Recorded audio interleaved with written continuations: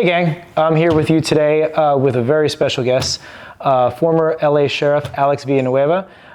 He is here with us to talk a little bit about his experience both in law enforcement, as sheriff, and really his involvement in the community and his time as a law enforcement officer over the very many years.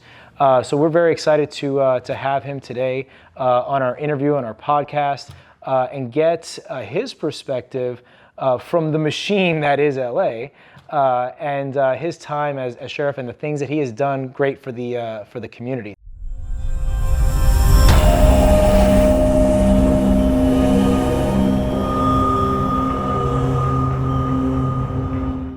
First of all, thank you, sir, for being on with us today. I appreciate you jumping on with us. Well, thank you for having me here. Of course. I'd like to jump right in if that's all right with you. But if you wouldn't mind kind of sharing with us about your experience or journey into law enforcement, what motivated you or drove you to go towards law enforcement in the early days? I was in the military. Which branch? 83 Air Force. Okay. Active duty. Very cool. Before that, I was in Puerto Rico and going to college. Mm-hmm. Ronald Reagan decided to chop the Pell Grants in half. They thought they were too generous. Okay. That didn't help me on the island, so I joined the Air Force, wound up in California the long way, through San Antonio and Illinois. And I was there for 2 years. I switched to the National Guard, Army Air National Guard. Right. I was one of the very first people that did the Palace Chase program, which is when they started to downsize the military. You could switch to the Guard or the Reserves. I said, okay, let me go back to school and finish school. But I enjoyed my time in the military, other than some of the bullshit that I saw. I figured, I got to get educated, then see what I do. Okay. Went to Cal Poly Pomona, and had a kid was on the way, my only kid, JJ, and this is 1985, the summer of the Night Stalker. Oh, okay. And I like the military, the structure. I like the public service a lot. I didn't really care too much for the private sector. And I was still, working my way through my undergrad. And it's a long way out to finish this thing, and I got to put food on the table. And then there was a sign that said, "Dull jobs are a crime. Fight crime. Become an LA deputy sheriff." Okay. I said, okay, you know what? Let me inquire. And I found out about, what the job was about, what it entailed, and then the pay and benefits. I said, could you repeat that number again? It's a 300% increase from what I was making in the military. Right. I think I'm in the right place. And the rest was history. Very cool. And it's similar structure and things like that. So something you can seamlessly transfer into, basically. Oh, yeah. Going through academy, Sheriff's Academy, it was easy. In fact, those of us that were prior military went through, we were just, You're just hanging out. Yeah, makes sense. So very cool. And so can you talk about your early days on the job with the Sheriff's Department as far as, because it's a while ago. I mean, we're talking about 1985, right? Your views of leadership back then, and then as I suppose time went on, your views of leadership towards your senior end of the time of the Sheriff's Department. Well, when I was in the Air Force active, I saw some aspects of leadership I didn't care for. In the Air Force? In the Air Force. Do as I say, not as I do. And then when I came out of the department, they had you could still smoke in the county jail. I mean, today no one thinks about that, but back then that was considered normal. And the smoke was so bad, and they'd have 30-man cells. There were temporary cells for court line, people going to court. You'd have 30 inmates crammed in a cell, and 15 of them would light up. The smoke was so bad that looking down the long hallways, you'd have to kind of lower it through the hazes just to see the feet of the inmates walking down. That's how it's like a fog. Bad it was. Oh, it was a fog. And I said, this is insane to work in this environment. And can we do anything about it? So I decided to start a survey of deputies. Hey, what do you think about getting rid of smoke in the jails?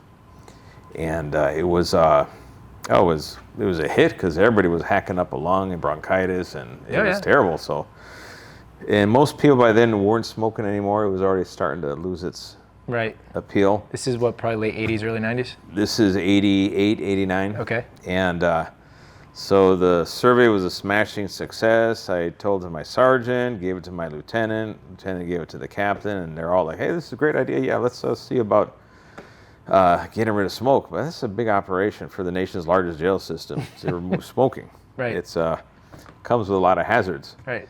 And I took it to the commander after everyone else said, hey, great job. And the commander looked at the proposal, and he, very patronizing, Jim Callis was his name. He's dead now. He, of course, he was probably 20, 30 years older than me back then. So, Right. yeah. More senior, yeah. Yeah. And he said, well, son, you've done a fine job here, but I think, you know what, maybe 5, 10 years down the road, we'll be able to make this happen. And I just, famous line, I said, sir, the problem is now. He turned beet red. I could see the veins coming out of the side of his neck. How dare you suggest I don't care about threw me out of his office. And so I left his office, but I thought, you know what? Screw him. It's right. He's wrong. Yeah. And the union got a hold of it, ALADS, and of course that piqued their interest. Wow, that many people actually signed this. 3 weeks later, I'm sitting in a big conference room with the sheriff, Sherman Block, and they're agreeing to do a pilot study and start getting smoke out of the jails. Right. And that same commander, very sheepishly, came to me and said, son, it's all about the timing, and just shook my hand. I thought, well, you don't see that every day. So. Behind the scenes, he probably got talked to. Well, no, that was literally it. Oh. But the union was playing their game with the sheriff, and they were going to, and then they wrote a big article about how wonderful this thing is, and they're basically, the union was like, hey, look at what we did. Never ever mentioned that I was the one that started the whole thing. Right, you were the author. I didn't care. Right. I just wanted it to happen. And eventually it took about a year and change. The whole system went smoke-free, didn't burn down. Commissary made double the money because now all the inmates had the munchies now because they couldn't smoke, so they wanted to eat. And everything happened perfectly. The only thing we didn't count on was employees started selling cigarettes to inmates. Oh. They were going for $20 one cigarette. Get out. But they couldn't smoke them in the jail. Oh, they were smoking them. They were finding ways to smoke them. Ah, okay. $20 for one cigarette. That was the going rate. Yeah. That part I didn't expect. And but of course they did their internal investigations. Fired a couple of people, but everyone was extremely ecstatic that it worked so well. So fast forward to '92, and I'm in patrol in East LA. Remember the riots? I remember of them. Yes, I was not here. Were you alive yet? I was alive. I was actually. I'm an East Coast guy, so Okay. I was on the East Coast. I was in Jersey. So About the start of my second year in patrol, and riots happened, and people came to East LA to start looting, and I'm there running around with my other deputies on day shift trying to prevent the looting and all that. And I remember at Wheater Boulevard in Ford, right where the big East Los Angeles arch thing is, it wasn't there yet. They hadn't installed it yet. But kids were breaking windows and trying to light the trash cans on fire and all, and to continue the thing. And me and another guy, we ended up proning out 40 kids at gunpoint right in the middle intersection. wow. Just drop. And we chewed them out, said, you burn this down, you idiots. This is where your parents go and shop. What do you think they're going to do? Right. And this is a weird moment in history. They all, you're right. And they left.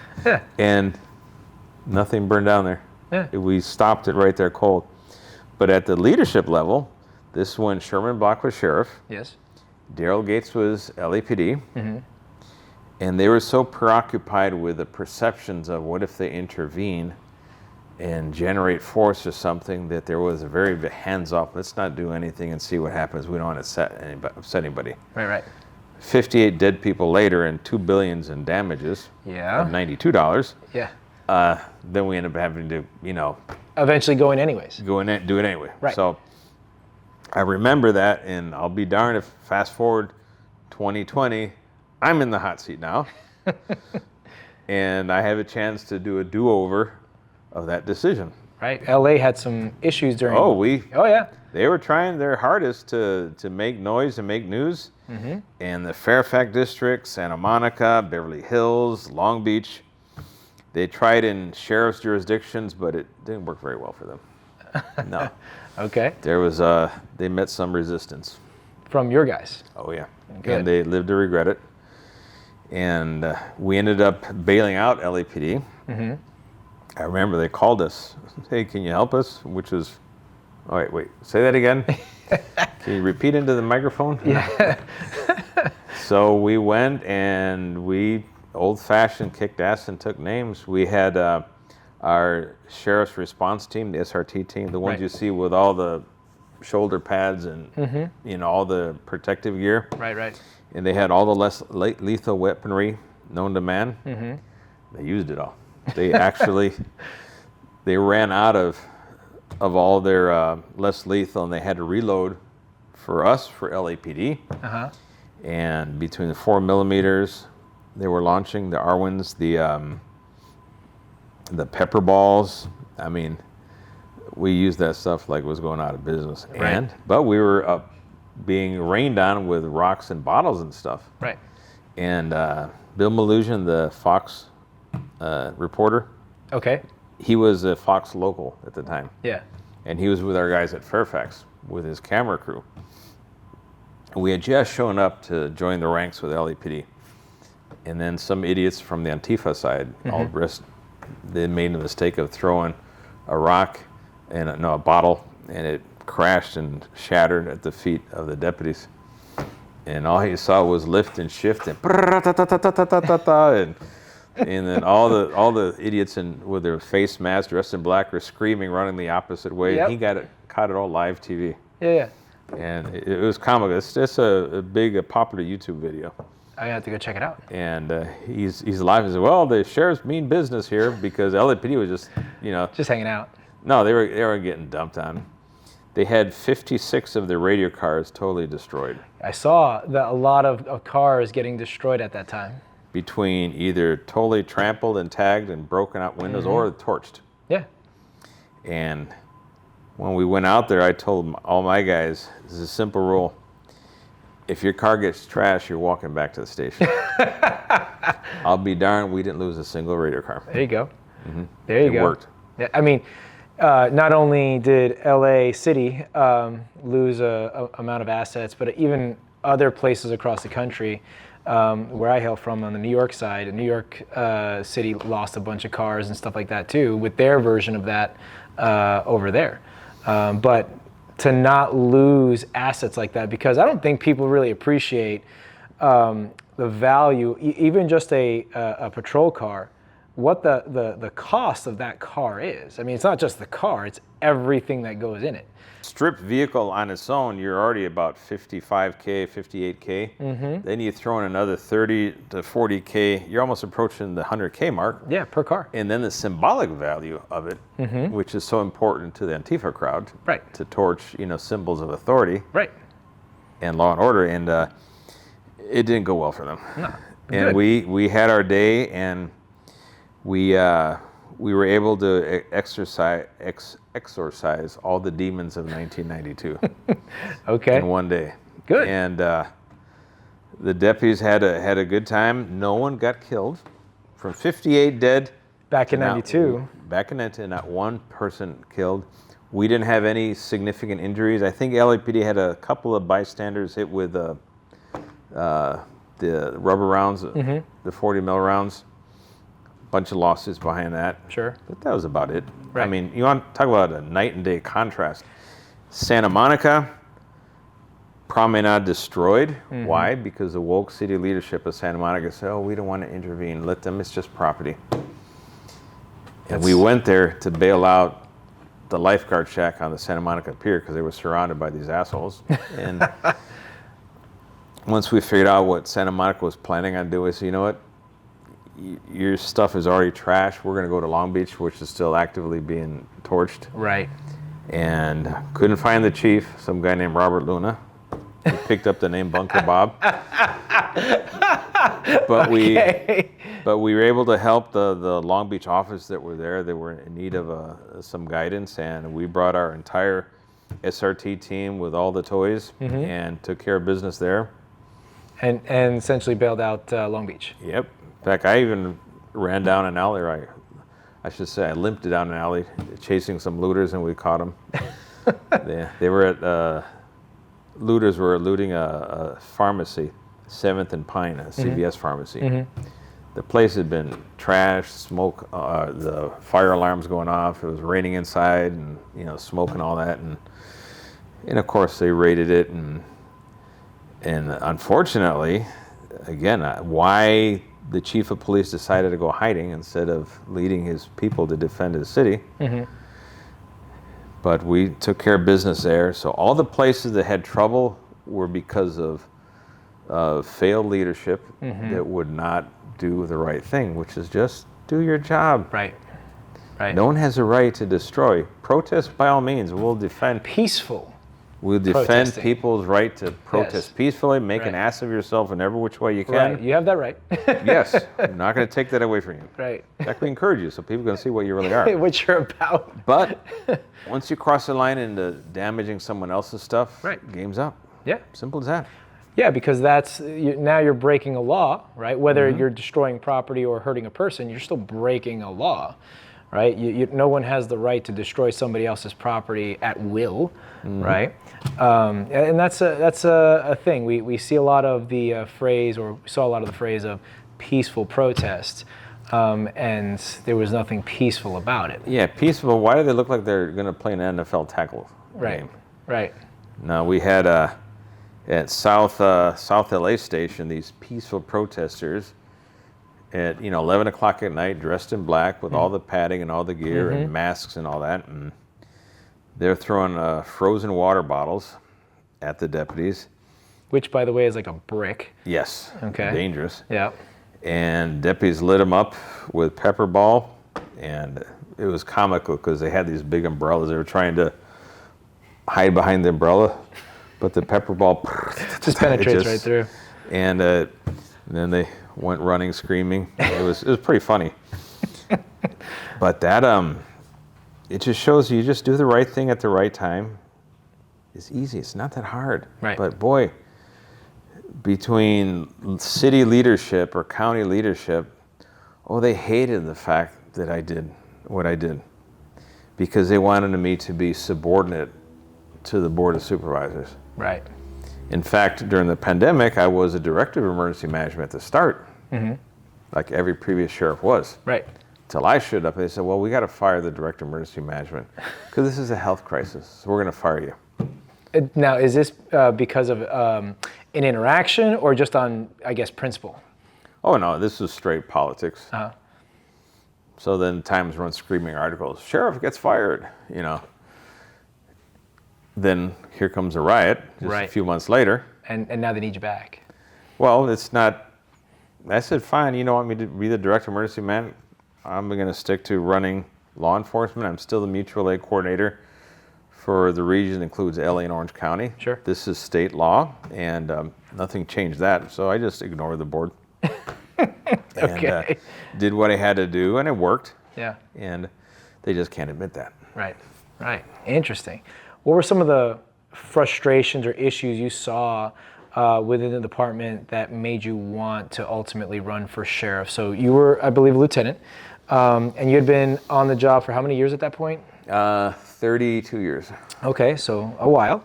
32 years. And I guess what motivated you at that point? Because you could have easily been like, you know what?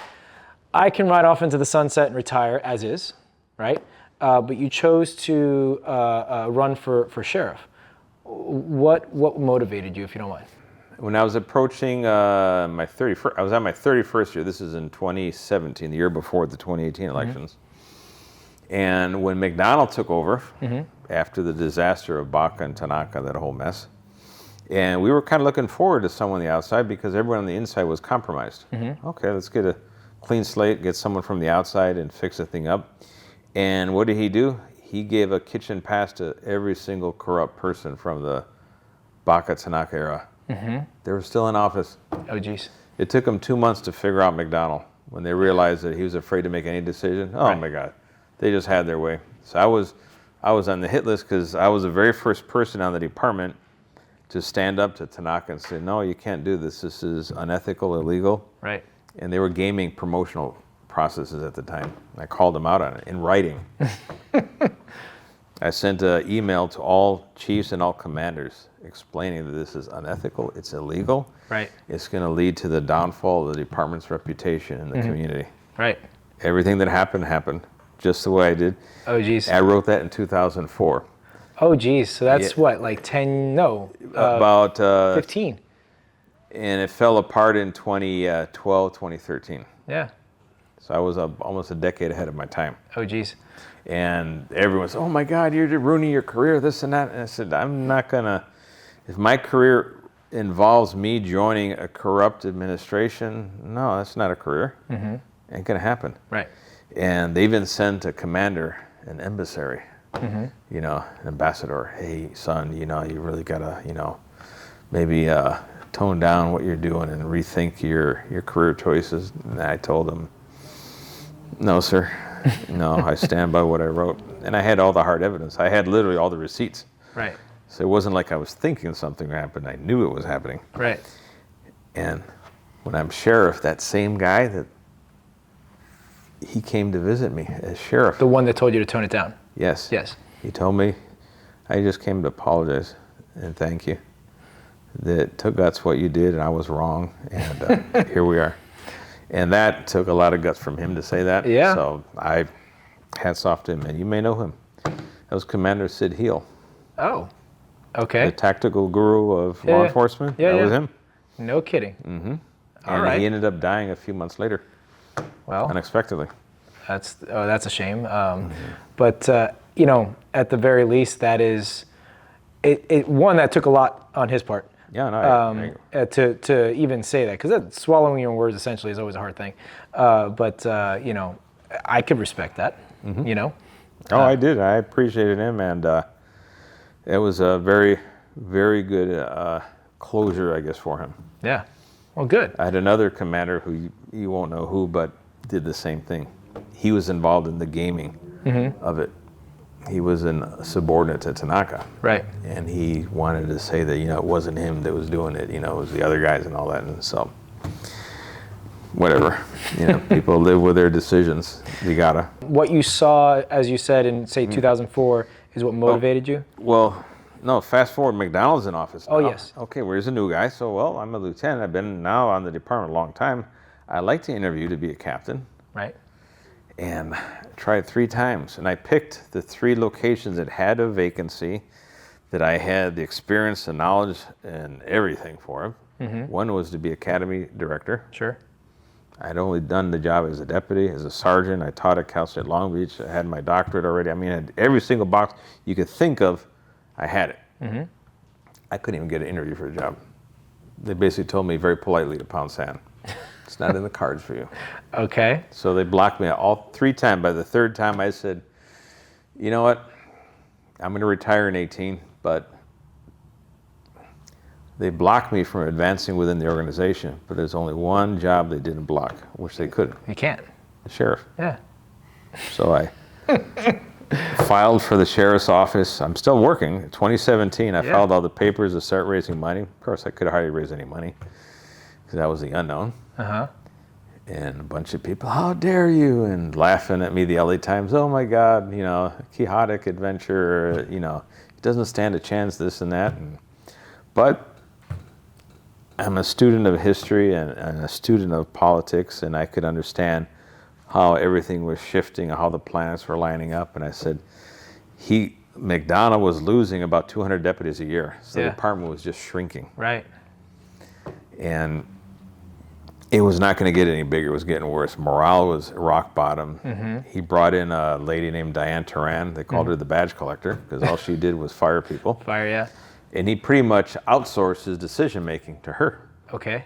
And she was punking the division chiefs that had department institutional knowledge. He said, well, you want to, you know, side with yourself or you want to go with me against the boss? And so a lot of the chiefs basically got punked. Yeah. So he was doing mass terminations, people chopping off heads left and right. And I thought, you know what? I can do a better job than that. So I challenged him, and come December of 2018, December 2018, I'm sworn in as sheriff. So you came in as an unknown. I mean, you didn't raise that much money for yourself. In the primary, I raised $27,000 among family and friends. Yes. My two opponents, the incumbent McDonald and the guy Bob Lindsay, who's a retired commander, they raised $1.5 million between the two of them. Okay. I was outspent about 50 to 1. Yeah, easily. Mm-hmm. And so you're winning the election at that time. Mm-hmm. What do you attribute that to? That was like, obviously the people spoke, right? What do you think the people were trying to say? Well, there was a movement about reforming law enforcement. Mm-hmm. And I knew how the department needed to be fixed, but I wasn't going to abandon being for law and order. Right. And I was still I'm a registered Democrat. Mm-hmm. And being a student of history, I realized, holy shit, 138 years in a row since 1870. 138 years. Every single sheriff has been Republican. The last sheriff was in 1870, was a Democrat, mm-hmm. Tomas Sanchez. Mm-hmm. I think in 2018 that's kind of relevant. Okay. So I got the endorsement of the Democratic Party, the Democratic clubs, the Federation of Labor. Mm-hmm. It's heavily dominated by Democrats. And my message was real simple: reform, rebuild, restore. Let's reform the department, rebuild it, get it back to full strength, and let's restore our proper place in society. And it worked, It worked. And I remember on the eve of the primary election, I think it was Channel 11, the news people, they actually talked about me in the race, and they talked about, his message of reform, rebuild, restore. Like, aha, she said it on TV. So somehow it had penetrated the message. Yeah. With my meager amount that I had to put into it. And I got the most votes for the least amount of money spent, I think, in the history of politics. Greatest bang for buck. Came out to 6 cents a vote. To this day, people can figure that out. If they can only crack that code, mm-hmm. right? Because politicians spend a ton of money. Oh my God, they'll spend easy $100, $200 for one vote. Yeah, 6 cents. I believe that. Mm-hmm. Now it's kind of interesting. I mean, based on the things that you did while in office and some of the things that you're sharing with us now,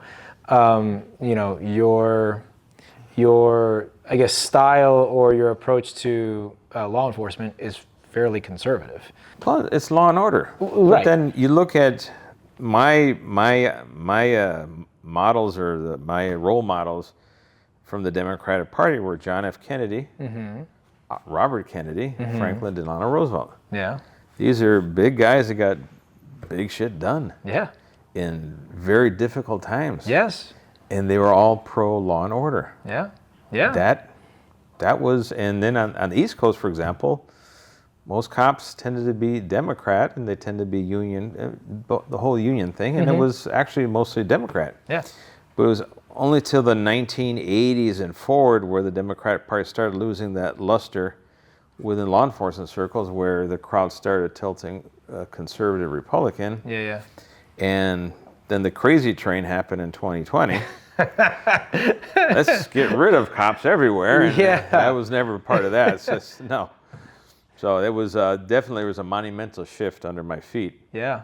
So the coalition that I built to get into office disappeared almost when I walked in. Right. Actually, when you walked in originally, we were talking a little bit about this before. You cleaned house mm-hmm. from the top, right? You cleaned house. Would you like to share a little bit about like when you came in, what you did with a lot of that leadership and why you did it? Well, Dan, this is where it pays to have an education for these type of things.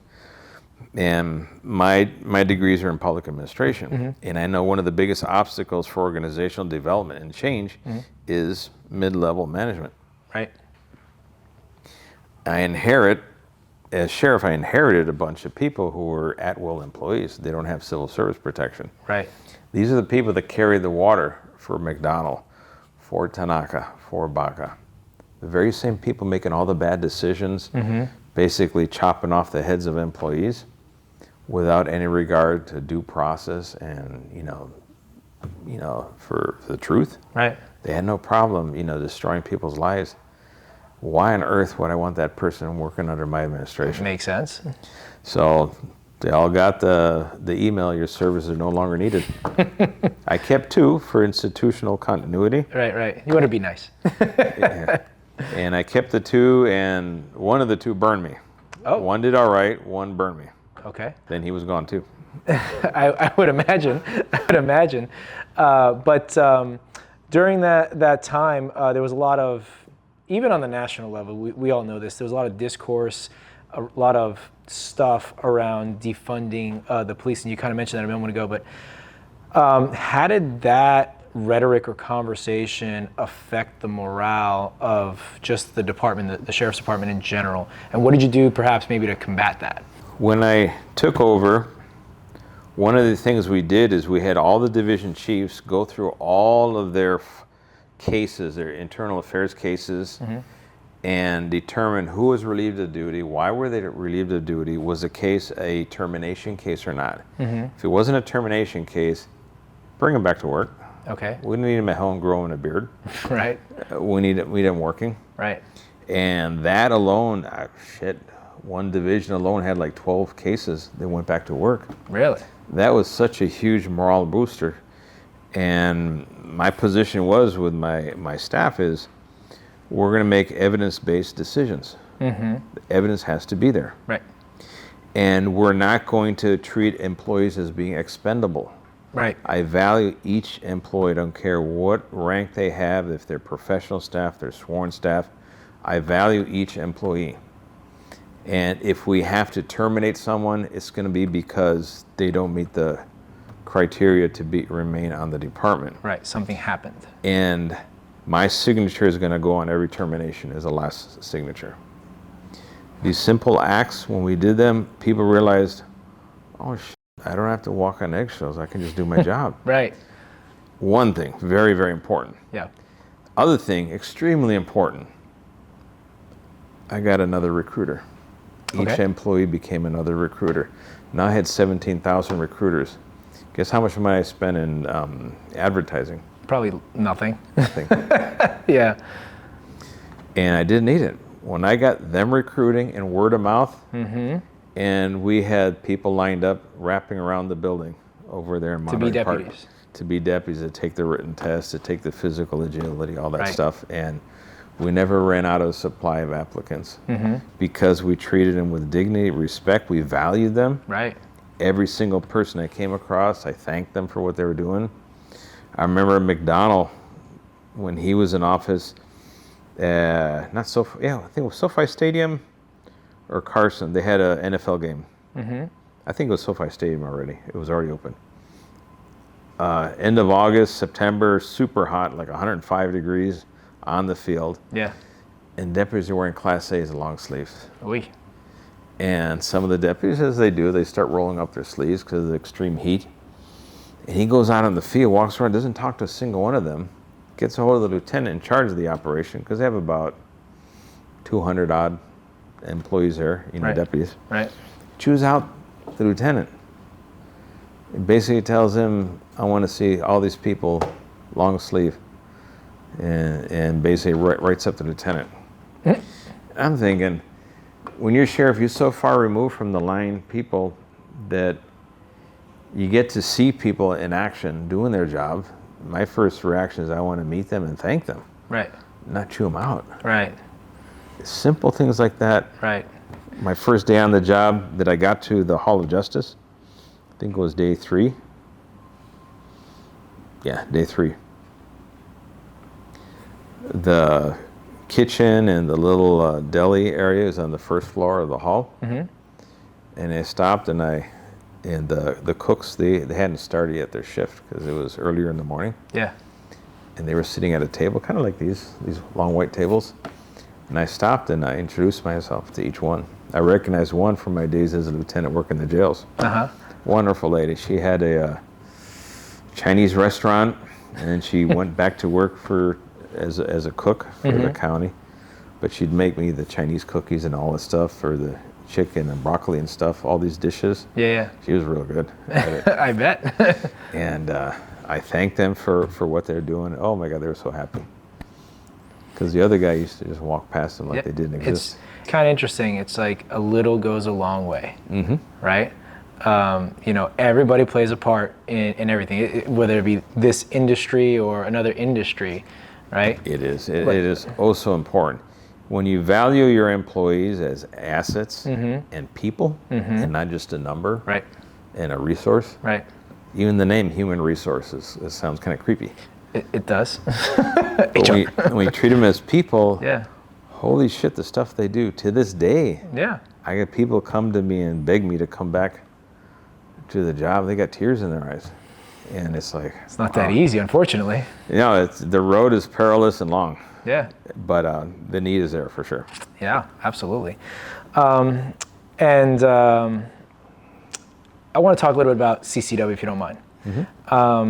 So you, and I remember I was already teaching CCW back then, before around the time actually you became sheriff. And it was a couple of years in 2020, correct me if I'm wrong, that you, as I say, opened the floodgates in LA for CCW.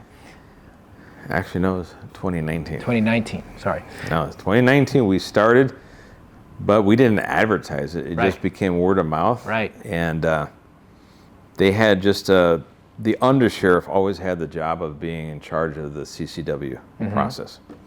And under Baca, it became, cash for badges and all that stuff and all that drama that they got involved in. And they only did like a couple hundred. Yeah, it was need not apply otherwise. Yeah, and you had to be connected in the car, retired judge, some celebrity. Something. Under McDonald, nothing changed. It was still the same thing. Right. I think his final number was like 194 total. Wow.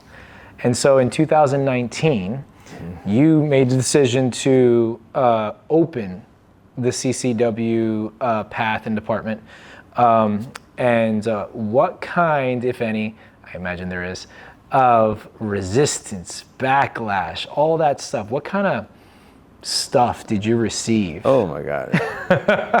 I got the, how dare he, doesn't he know who he is? And he works for us. I said, no, I don't, I work for the people. Right. The board was, they were upset because they were rabidly anti Second Amendment. Sheila Kuehl, I'm pretty sure they have her figure in effigy burned somewhere at firing ranges.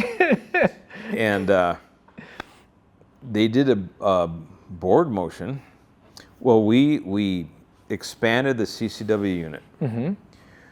From 2, we went up to 9. Then we added 2 civilian. Then we added 2 supervisors. Oh, wow. So now we had 11 to 13. I think a couple of were part-timers. Right.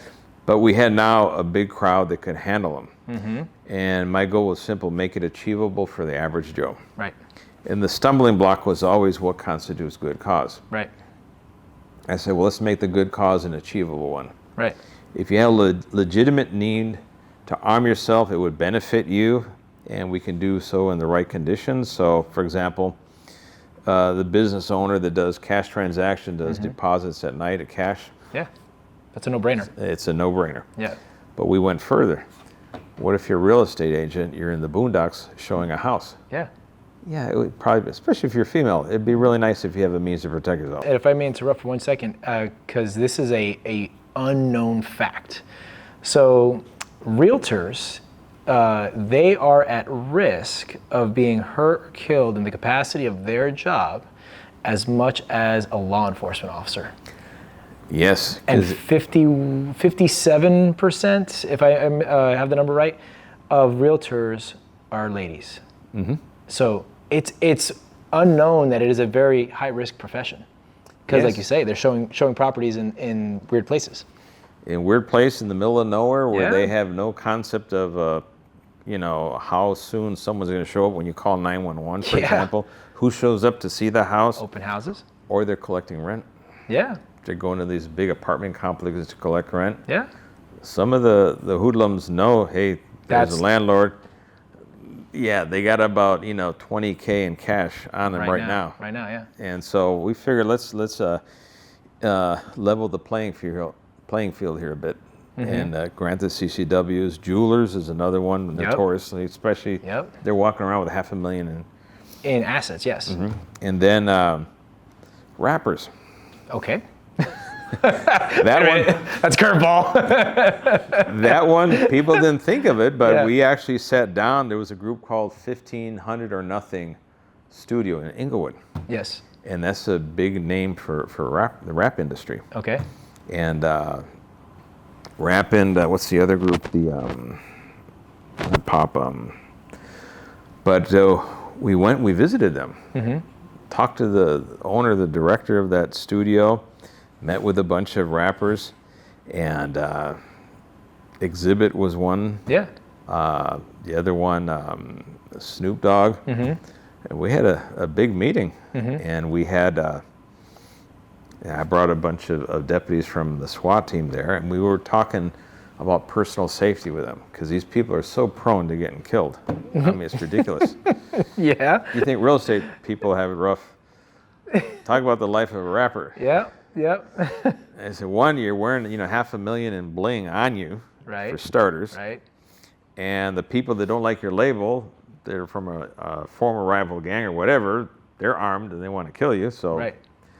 So we talked about personal safety, and it got a little tense because they were talking about the perception of being pulled over by a deputy. And I talked about, perception of deputy pulling them over. Right. So we had a meeting of the minds. It was very, very interesting. I would love to be a fly on the wall. And on place, there must have been about 40 people packed in here, all these rappers and hip hop artists. Yeah. And Snoop Dogg, Exhibit, they were in the crowd. And it got a little heated. And I think one of the rappers pointed something about, well, we're the ones that get killed by law enforcement all the time. And I said, you know what? That does happen. However, I broke down the actual numbers. And then they were like, oh, they didn't realize their biggest threat is themselves. Yeah. It's not law enforcement. Right. In fact, they have better odds of being hit by lightning. That, all of a sudden, but they got to talking, both groups, and it was pretty cool. And they were going to actually film a PSA, public service announcement, with deputies about what to do when pulled over by law enforcement. Yeah. Project was a beautiful, wonderful idea. And, with Snoop Dogg, the comedian, all these people doing it, it'd be hysterically funny. Yeah. But appropriate. Right.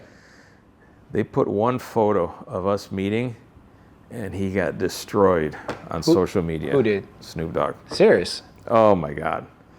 That crowd, the anti-law enforcement, BLM crowd went after him, and he's like, hey, you know what, we're going to have to. Well, because now it's threatening their livelihood. Right, right. So they got cold feet on their project, but it was a good idea. So, but I think the education and people meeting and understanding each other was so valuable. Yeah.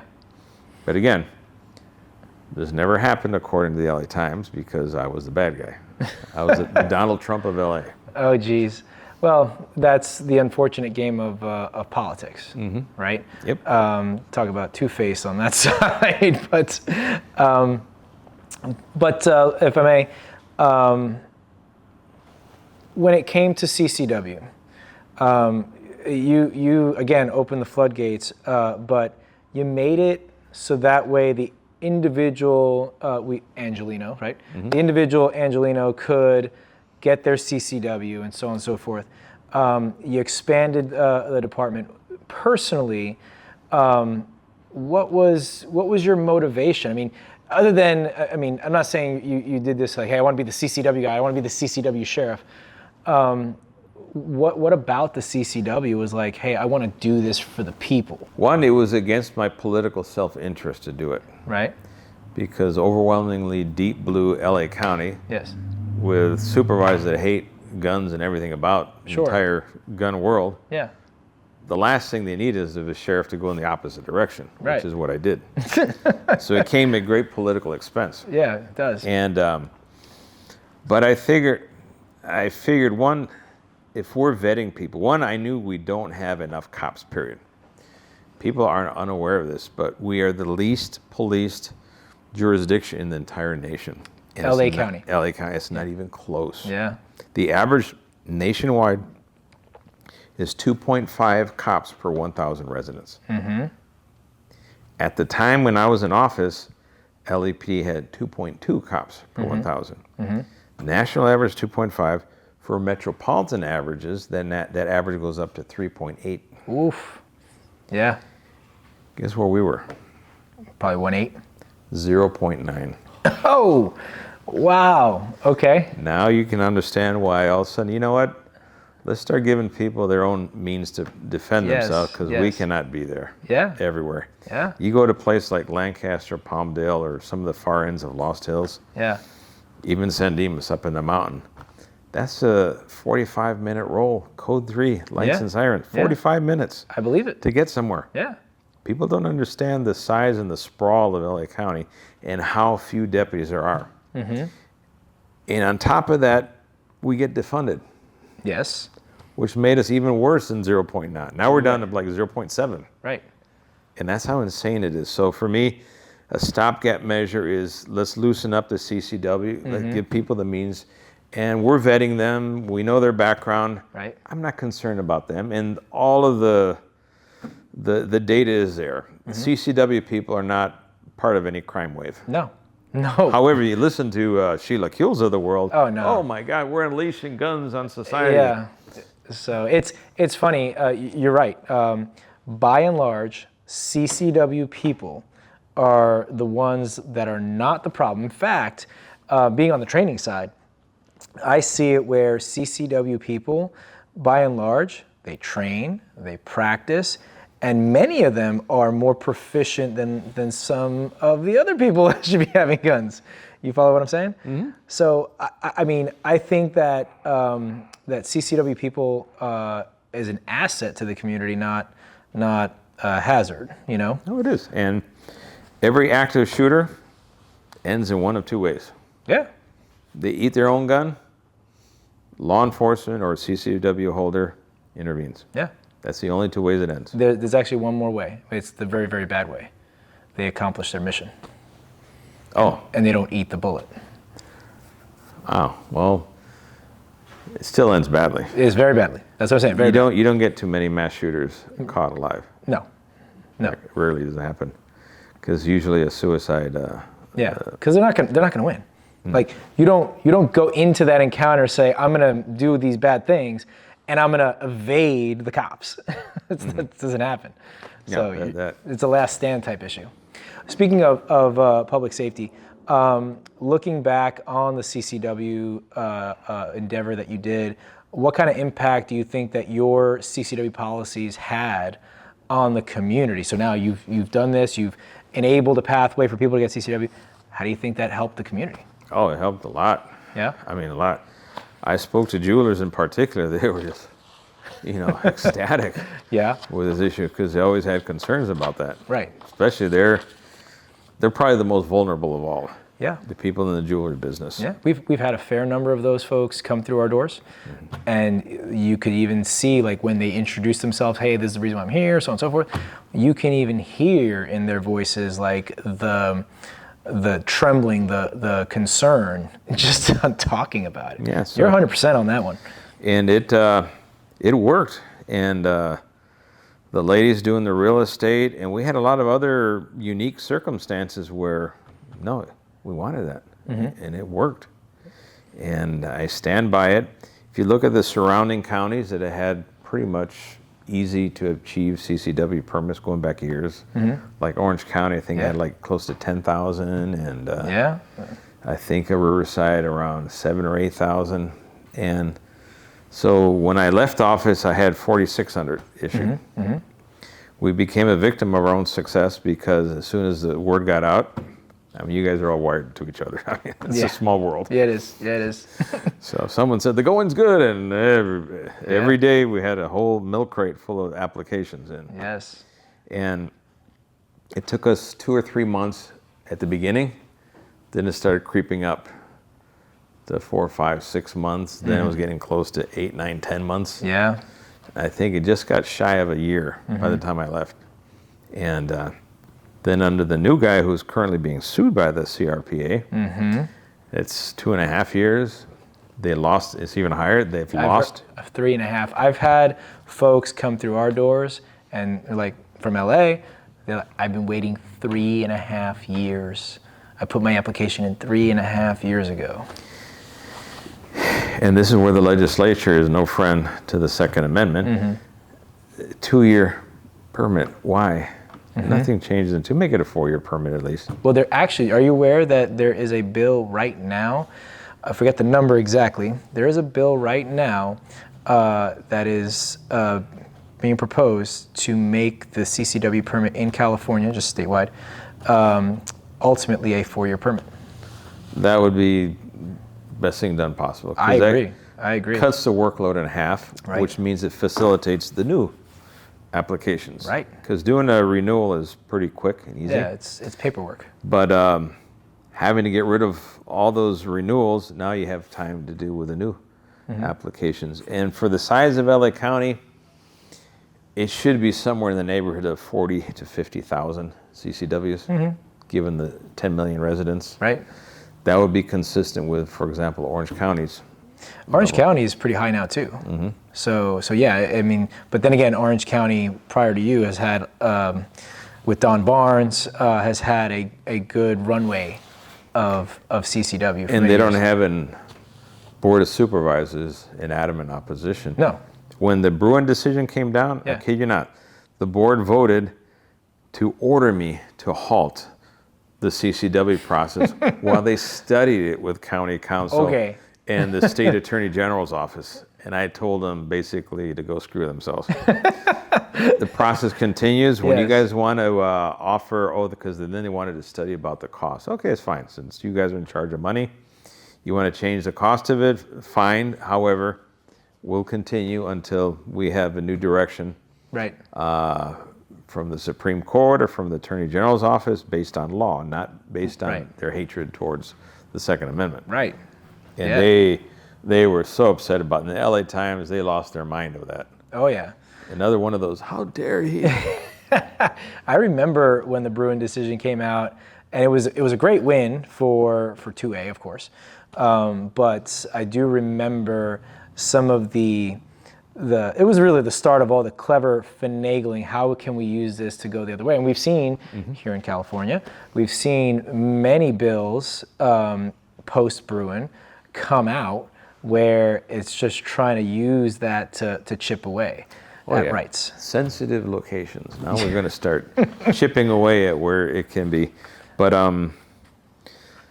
the Brewing decision was a good one in the sense that it kind of took away the good cost standard, which actually took away some of the processing time. Workload, yeah, of course. Now that made it a shorter permit. And I think overall, the only thing I asked of gun owners, and I repeat this everywhere I had a chance where people brought this up, just be a responsible gun owner. Make sure your guns are not accessible to kids, people that have psychological issues, suicidal, all that. Make sure it's locked away and secured. That's all I ask. Yeah. I mean, dare I use the cliche phrase, common sense stuff. So as a responsible gun owner, you're gonna make sure this thing is not accessible to people that shouldn't have it, right? 4 years that I was in office, we only had one permit that we had to suspend, and we suspended him for 6 months. And it was a guy who left it in his vehicle, had his dog, went out or something, and then the valet took the vehicle, then they had the gun or something like that where he screwed up on that. And then he got himself a safe for the vehicle to secure it. And but he acknowledged that was his bad. So, okay, you take responsibility for it. We'll suspend you for 6 months, but that's it. Right. Then he got his permit back. Okay. One time in 4 years. Out of the how many? Out of 4,600. Yeah, right. But under Baca's time, you heard about the Zach Farm error. The which one? Some guy who was, it was Zachy Farms, the chicken moguls. No, I'm not aware of this. It was a CCW permit holder was waving his gun on a golf course because the party in front weren't playing fast enough. No. Yes, this made the news quite a bit. It was embarrassing. Very. Yeah. And obviously, he got his permit revoked. I sure hope so. Yeah, that's not reason to brandish your firearm. No, yeah, it kind of gives a black eye to the whole concept of responsible gun ownership. Right. So if I may shift gears a little bit to the current situation in LA at this time. Mm-hmm. The dumpster fire? Okay, that eliminates these questions. So how do you assess public safety now? So obviously you have your experience when you were in tenure, but how do you perceive public safety now? Is it better? Is it worse? You kind of already said it, so please elaborate. Like I said, it's a raging dumpster fire. Mm-hmm. It's getting worse. It's not going to get any better under the current leadership. Yep. And Luna has lost so many deputies. He set a record for how many deputies lost. They're down to, I think they're under 8,000 Deputies alone, sworn. And when you were in office, how many did you have? 17? I had, no, I got it up to 10,000. 10,000, sorry. So, 9,986 was my high water mark. Yeah. He's floating around 8,000 right now. So you have a 20% delta? Actually, I think it's bigger than that. Because now you factor in the workers' comp claims. A lot of people are just, they're boycotting with their feet. You know, my back hurts, I'm not going back to work. Right. They have no trust in this leadership. Right. And those cases, you have people that filed for early retirement. You have resignations that are going through the roof. Right. People are trying to find greener pastures and other agencies where they're not thrown under the bus, like Trevor, Kirk. And it is a mass exodus going on right now, and the Times is deliberately trying to mask it and conceal it. So now, with the current sheriff that's in place, what are your thoughts on the handling of violent crimes, homelessness, and just, I mean, we already talked about the department overall, but just those things, because we've seen rather, just crazy increases in homelessness, violent crimes on the streets, and so on and so forth. But how do you think the current sheriff is handling all that? Well, he's not. So that's the whole thing. Yeah. Proactive police work, which is a cornerstone of a functional department that actually has high morale and is actively engaged with the community. Right. Keeping a lid on violent crime and career criminals. That's gone. They've converted them into firemen pretty much. You're at the firehouse waiting for the next call to go out. Got their blinders on. They're not going to go after the suspicious looking individuals. So proactive police work has been almost eliminated by the current crowd. And it's only getting worse. It's not going to get any better. This guy couldn't bring ants to a picnic. That's how bad it is right now. So speaking of which, because basically in a nutshell, you describe how maybe the individual sheriff's deputy, he or she will put their blinders on. They may not be as proactive because they'll get in trouble for A, B, and C. Let's talk about the Trevor Kirk incident. So, and maybe you can elaborate for those watching what the Trevor Kirk incident is as well. But how does that display the kind of systemic blinders and just the overall morale in the department? Because again, if you can elaborate on his thing, he kind of got crucified for something that he shouldn't have. No, he was doing his job. I think he was drafted. It was his second shift. And he went to a call for service. This is not even proactive police work. He's just answering a 911 call for service. Hey, we got a robbery at the Winco. Right. Here's the two suspects, what they look like. Goes there, tries to detain them. All hell breaks loose. They handcuff the male suspect. The female suspect breaks out her phone like, oh, I'm not a suspect anymore. I'm an innocent civilian recording this thing. You can't touch me. And went downhill from there. And he ended up wrestling with her, took her to the ground. She was not going to go along with the program to get handcuffed. He pepper sprayed her. And this is a minor use of force. Right. That happens every day. Right. Category 1, got 1, 2, and 3. It's Category 1. Never in my entire career have I heard of the federal government and the Department of Justice get involved in a minor use of force. When they get involved, someone's dead. Right. Usually it's lethal. Something extreme, lethal. Yeah. Or something involved like crimes, actual crimes, you know, things like that. No, not a minor use of force. And they tried to paint the robbery suspect, and this is from information, all the information the deputies had. Right. They didn't know what transpired in the store. And they tried to convert her into somehow some innocent bystander that was recording on her cell phone. Right. So when he went to grab her arm, he was mad that she was being recorded. He's recording it. His partner's recording it. Everybody's recording it. The store's recording The store, yeah. I mean, this is the most recorded event in history. Right. And as if he's not going to know that he himself is recording it, does he care? Right. But, you know, if you're going to offer up an arm, that's convenient to handcuff. Right. And it was wildly inappropriate for the feds to take this case, and the sheriff himself sold it to the feds because he wanted to look good in the eyes of Black Lives Matter activists, cancel the contract activists in the high desert that hate the sheriff's department. They want to get rid of it. They want the budget of the sheriff's department for sure, because they have nonprofits that really benefit from this money. Tell us how you really feel. Oh yeah, I know. Trust me, that is their end game. Yeah. And so he's catering to that crowd.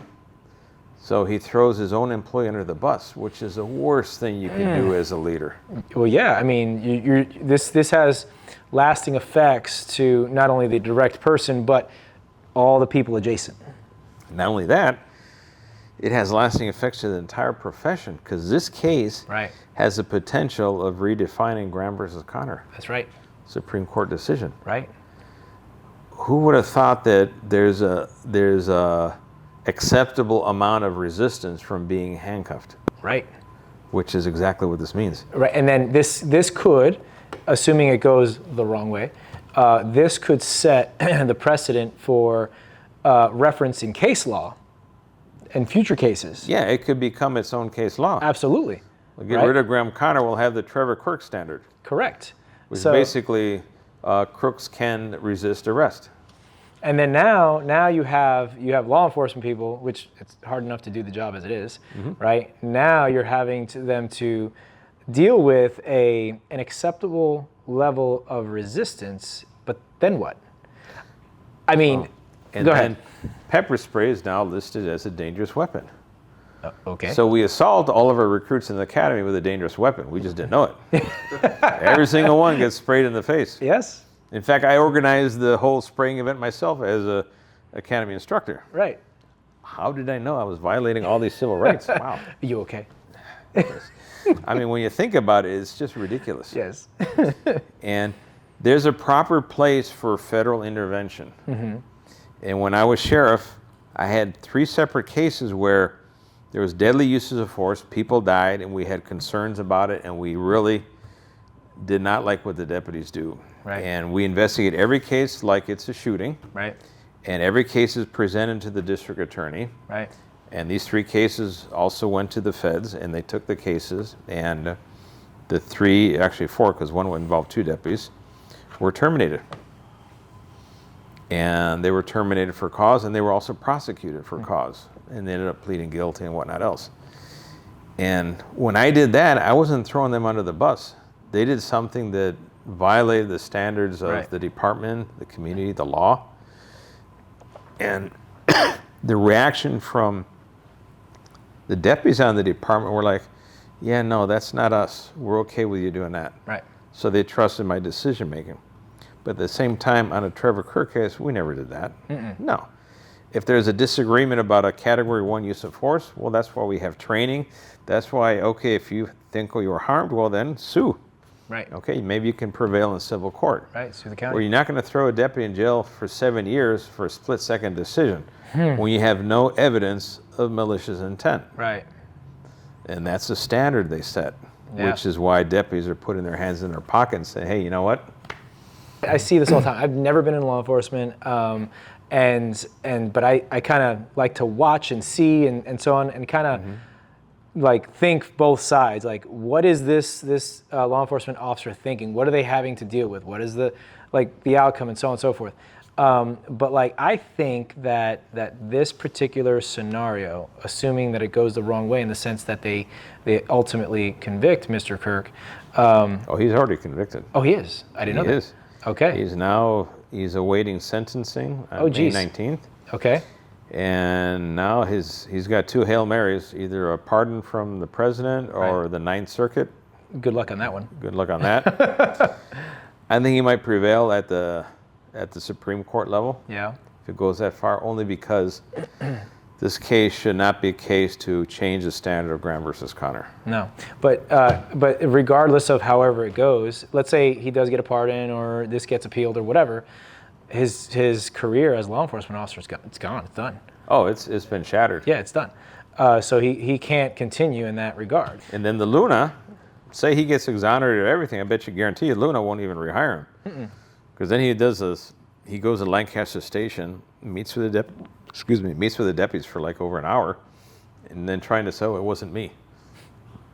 And he's on video saying, "Oh, we gave this to everybody. We gave this to the local ministers, to the ACLU, to our Inspector General, the Oversight Commission, and everybody at the local ragman." And then magically, somehow he didn't give it to the feds. Right. Bullshit. Okay. Yeah. But I think that unfortunately this does make it more dangerous, in my opinion, because now if you have a deputy that is now thinking twice or 3 times about even using pepper spray or force or whatever to neutralize a suspect or whatever, Worse than that. you might get guns drawn. They might go to the... Worse than that. Now they have another policy where they're changing the use of force policy. If you draw a firearm and you point it, they're calling it a use of force. Okay. That is so bad. Because now people are going to be thinking about drawing and, oh my God, I got a report, or I got a report that I drew my firearm. And that should not be part of the decision making at all. And it's not a use of force. I mean, I don't know again, I was never a cop, so I don't know. I don't obviously if there's no round fired, then there's no force. Yeah. It's common sense, but no. Because Luna has surrounded himself with all these activists and people that really want to reform. I mean, they basically going to reform the agency to death, where no one's going to ever join the agency. That's something that I've seen now. I've had family on the East Coast that's been NYPD and so on and so forth, and the profile of a cop then, back in like late 80s, 90s kind of thing, to the present is wildly different. And so when it comes to some of these reformant policies, right, you detract some people that would otherwise be good candidates to be cops, deputies, whatever, right? Because they're like, I don't want to go down that route because I'm just going to get in trouble, right? So then now the people that the departments are forced to look at, they're lowering standards, right? And then of course on top of that, there is the lowering of standards.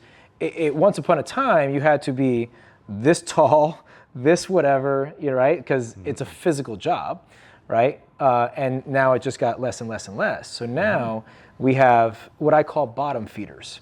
And there's great people in the law enforcement community. But now if you have a wild a majority of people that say, hey, you know what? Because of all these policies, this industry isn't for me. I'm going to go elsewhere. When they would otherwise be good candidates, now these departments are forced to deal with the applicants they have. Well, I'll give you a prime example. When I left office and Luna took over, the application pool just fell off a cliff. No one was interested in applying under him. He hired the people that I had rejected. Okay. As his first course of action to bring people into the academy. Right. Then he dropped the U.S. citizenship requirement. Oh, that's another thing. Okay, good. Which, asinine, of course, the state legislature allowed it. But all that means is we're lowering standards. Right. And then I had only hired from LA County. I had a program, Hometown Heroes Needed, are you in? And I was getting local recruitment because I want people from our own community, police our community. Makes sense. That got thrown out the window too. Now we're going to go, anybody who's got a pulse, can fog a mirror, okay, you can apply. You can apply. Yeah. And your first time of swearing anything is to, not to the oath of citizenship, is to be, I'm going to be a deputy. Right, exactly. And that is just so bizarre, and it's not going to get any better under the status quo. Right. Wow. If you were sheriff today, let's say you elected back in, right? What would you prioritize? What would be your first course of action and prioritize in day one? Hiring. Hiring? Day 2, hiring. Day Okay. 3, hiring. Okay. You get my drift? Yeah. No, I got it. It's Is it about hiring? hiring. Is it hiring? Huh? Is it hiring? Hiring. Okay. It has to be, you have to live and breathe hiring. And I mean, they dug themselves such a deep hole. When I took over, the department had 9,200 sworn. I got it up to 10,000. I hired 1,100 deputies in 2019 alone. In 1 year, 1,100 deputies. Academy was full. We had them cranking out every month, full academies. Wow. And it was easy. Now you'd have to do that for 2 or 3 years nonstop, assuming you can convince people to get back and apply. Right. And right. That's, that everything would have to be based on hiring. And you'd have to go out, go recruiting on college campuses, go everywhere, turn over every rock, get your kids, expand it to the whole nation, and then draw it down to where once you get close to the numbers you want, okay, now we're only taking LA County. Now it's local only. State or local, whatever. And I had raised the minimum standard to a 2-year degree. Reimpose a 2-year standard. Right, so you have some... Raising the standards. And obviously, off the bat, get rid of the non-U.S. citizen thing. This is just me as an average Joe talking, but how is it that somebody who is not a citizen of this country is enforcing laws, most likely laws that they don't know, right, on somebody who is a citizen in this country, right? That's like somebody who is a guest in your own house telling you what to do with your own house and having the authority to do so. That makes no sense. And imagine if that person gets involved in a shooting. Well, that's another thing. Wow.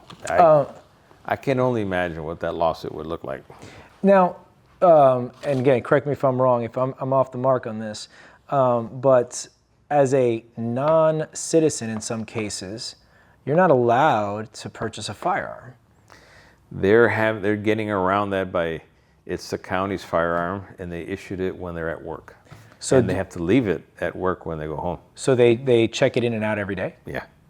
That's how they're trying to get around that. So then they're not allowed to carry off duty? Nope. And who would want a job where you're dealing with bad guys every day that know you? Yeah, and then off duty, like, hey guys, Oh boy. Yeah, they didn't think that one all the way through. But you know what? When you're desperate, that's what you do. You make bad policy. Yeah, you make bad decisions, bad policies. Let's talk about the future. So, are you planning to return to public service or politics, and let's just say if you have the chance, are you going to plan to maybe run again for sheriff? Well, right now I'm involved in a lawsuit against the county. Okay.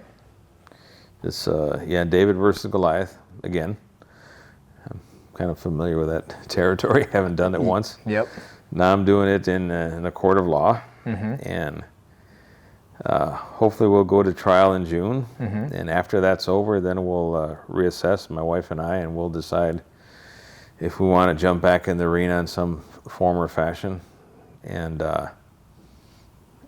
we'll see then, but we got to cross that bridge first. Gotcha.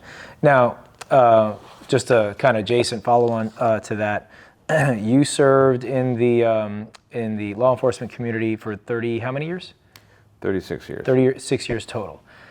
And if you were to effectively just retire right now, you'd be just fine, wouldn't you? Well, right now I'm in the retired category. Right. So my point and where I'm going with this is that if you chose to, say, return to being a sheriff or what have you, it would be totally because you wanted to and not because you had to. Yeah, no, I don't. Because you don't need this. I don't need the headache, don't need the money. We're doing fine in retirement, and my wife retired from the department as well. Okay. So she did however many years? 24 years.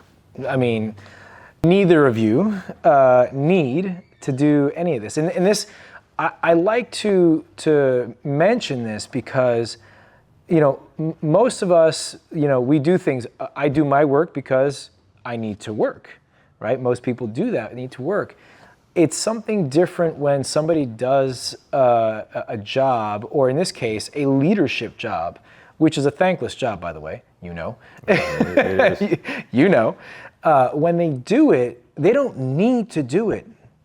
And that's a different motivation. I think the person in that space, their motivations are different. And they are freed up mentally and perhaps spiritually and emotionally to serve the people as opposed to getting ahead, because you don't care about getting ahead.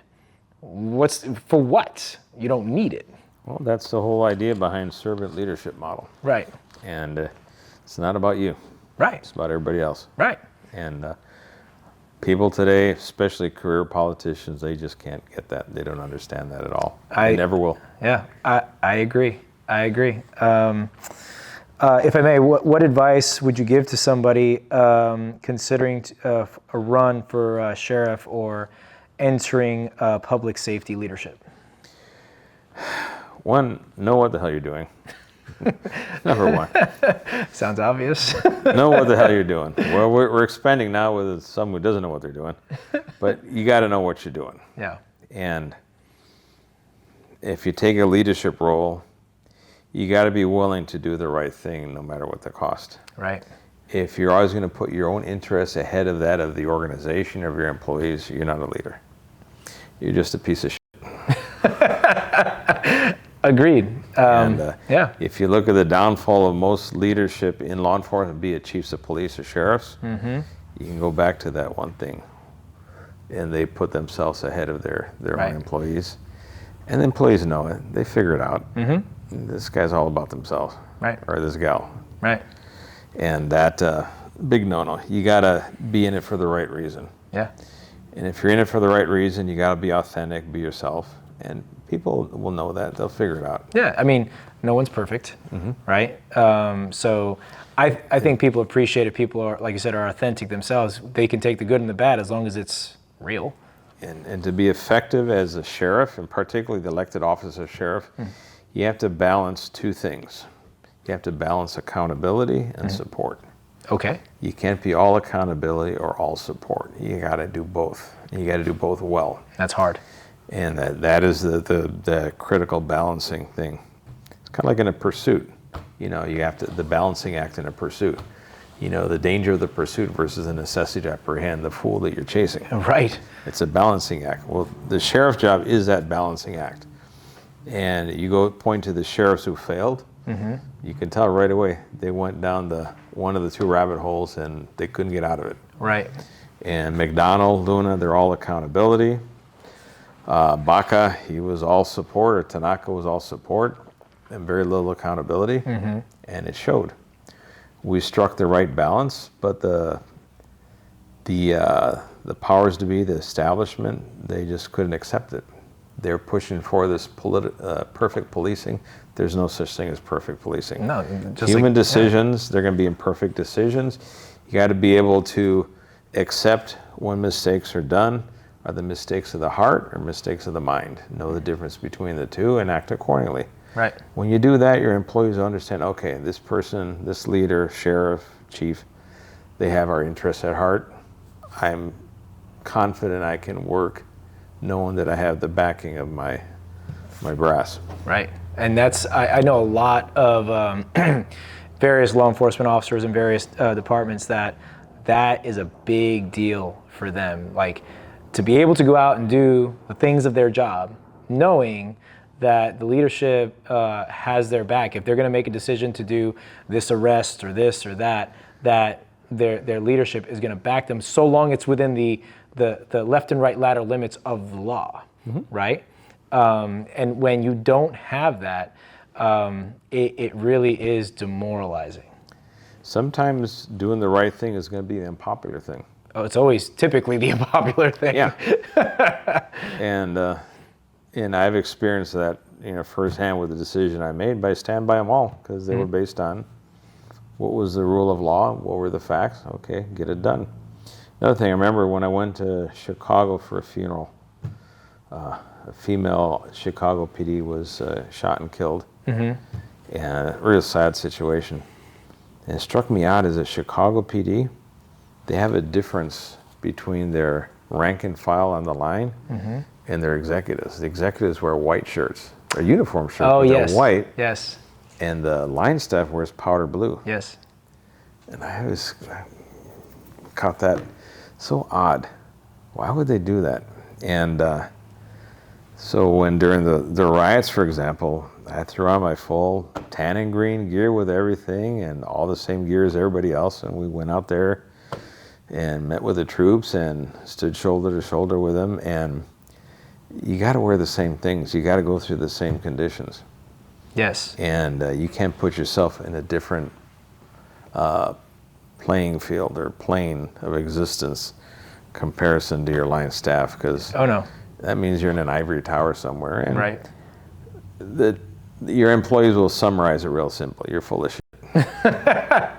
Yeah, absolutely. What you're saying is reminiscent of my time in the military too, where enlisted officer, right? You're the same, right? And even when you're out there in the field, most cases nobody's even wearing rank. It's obviously we know who's who, but the thing is that you're next to the man or woman next to you, and guess what? We're on the same playing field. We're in the same thing, doing the same thing, right? No one is more important than the other, kind of thing. It's like, just get the job done, I remember we had a big event. There used to be something called the Sheriff's Luncheon done every year. They also called it the Blessing of the Animals. Okay. Basically, you went to kiss the ring of the sheriff. Got it. And it was only attended by the station brass, the captain, the lieutenants, maybe the secretary of the captain, and that's it, not the line staff. Right. And so you have maybe a couple hundred people show up at these events every year. So when I took over, I said, we're going to do everything entirely different. This is going to be employee appreciation luncheon, not the sheriff's luncheon. Right. Their luncheon. Yeah. And we rented out the Pacific Palms of the Equestrian Center. Yeah. We had 800 people RSVP. 1,200 showed up. Wow. And we had a 6 pasta station from Lascari's that did it. And we had the captains serving the refreshments and everything. And I said, no, I want the staff to show up. Right. I want the guys on graveyard shift that don't ever see the light of day. I want them there. Right. And I want the station clerks from early mornings, from PM shift, the weekend people. Those are the people I want there. And we made it a point. Each captain, you got to get your people there. Right. Not the usual schmucks. And they showed up, and there were some of them who had tears in their eyes. Man, our entire career, they'd never seen that before. It was one of those transformative moments where you can see it in action. Then my undersheriff, Tim Arcami, God bless him, when everyone was done eating and they were doing the raffle prizes and stuff, he started bussing the table. It was like 4-star, bussing the table. Yeah. And all of a sudden, the 3 stars, the 2s, and the 1s, Let's and go. the captain said, hey, you know what? If he's doing that, maybe we should be doing that too. Yep. And that's servant leadership right there. Yeah. And from the military, when I was in artillery, I was a first lieutenant. I was the second to the last person to eat. The guy that in front of me was the first sergeant. Yep. The guy that ate behind me, the very last, was the captain, the battery captain. Yeah. And that was it. Yeah. So slick sleeve PV1. Yeah. Was the very first guy. And very so first. you remember the phrase, officers eat last. Yep. So, and I'm sure in your time too, where by the time you get up to the line, this is not there anymore, that's not there anymore, or whatever, and that's okay. That's fine. It went to a good cause. Absolutely. And that's the thing. Imagine if it were the other way, back when you were in and everything, where say the officers ate first and that private or whoever who is out there on the line, who's doing the grunt work, right? There's no potatoes or whatever it is, right, left, right? Not that, I mean, they wouldn't say anything, but it's like, man, I can't catch a break, right? That never left me, is that, you know, officers eat last. Your men eat first, right? And the quote, eat, meaning they receive whatever things first. You get the leftovers, right? And that's I think, it just transfers over to most other things. And that's just a leadership 101 right there. Oh, yeah. Before we leave, I got to remind you that I wrote a book. Oh, okay. It's called Sheriff, Holding the Thin Blue Line in a Deep Blue State. Okay. The title is very self-descriptive. You don't say. It's available on Amazon. Okay. And that story and many others about my time growing up, going through my career, and then in elected office and after office, everything that happened. It's a good book to try out, and you'll. I'll check it out. Check it out. Encourage your viewers to take a look at it. Yeah, absolutely. We'll if we can, we'll put it in the description, so that way people can check it out. I'm not the tech guy, but you know what I'm talking about. You can embed it in the thing. Yes, you can embed it in the thing. The website is sheriffvillanueva33.com. Okay. It takes you straight to there too. Okay, great. One last question. If you could speak directly to the LA voters or the people of LA now, what would you want to say to them? Get rid of the party labels. Start looking at people that know what the hell they're doing. Period. Okay. Yeah. Doesn't matter what party they are. If they know what they're doing, work with them. Reach across the aisle, talk to people that disagree with you. You'd be amazed at how much things are actually in agreement, that because we're fighting over the margins. Oh, this, that, red, blue, and we miss the elephant in the room. Right. The stuff that matters to everybody. Right. It's just safety, security, well-being. Right. I think that's well said. Yeah. A lot of times there's so much stuff, so much commonality in the middle that the blinders, as you said earlier, are on. You miss it. So. Awesome. Well, I do want to say thank you for coming on today. Thank you for giving the time to do so and sharing what you've shared with us. And I really appreciate that. I'm sure the viewers will appreciate it as well. And just getting another perspective of who you are outside of being sheriff and what you're all about, which I think it goes a long way. So thank you for that. Well, I appreciate it because the Times has portrayed me as some monster roaming the countryside, destroying villages, but it's not quite that. No, not at all. So thank you again, and hopefully we can have you back at some point. All right, sound good. Awesome, thank you. You got it. Alrighty. So that was our conversation with Sheriff Alex Villanueva. Great person, great stories from his time in leadership in the LA Sheriff's Department and his experience as a law enforcement officer. Some really great stuff there. So we do appreciate him coming on with us. One final thing is if you have the opportunity to go check out his book and learn more about him and his experience, you can check it out by checking out Sheriff Holding the Thin Blue Line in a Deep Blue State. So check it out, read it, and learn more about former Sheriff Alex Villanueva. If you think all gun laws are an infringement and you live behind the enemy lines in the People's Republic of California, then check out our Unconvicted Felons t-shirt.